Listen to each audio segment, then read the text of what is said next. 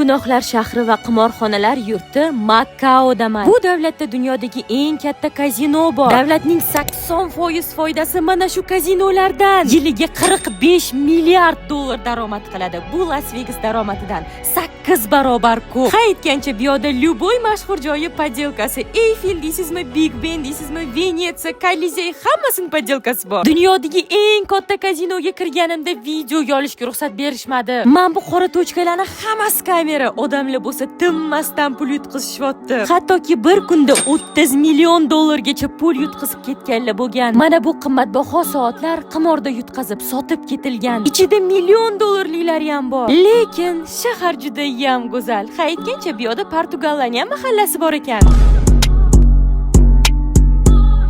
Aytgancha osmondagi restoranda ham ovqatlandim. Biroz qo'rqinchli-yu, lekin manzara, hissiyotlar shunchaki dahshat. Har qadamda qimorxonalar 24/7 gurkirab ishlamoqda. Va bu yerga kelganlarning ko'pchiligi hamma pulini yutqizib ketadi. Bu yerga kelib shunday xulosaga keldim. Qimor yoki kazino bu o'yin emas. Boyishni orzu qilasiz, lekin yutkazasiz. Ular esa sizning orzularingizdan butun boshli davlat qurishadi.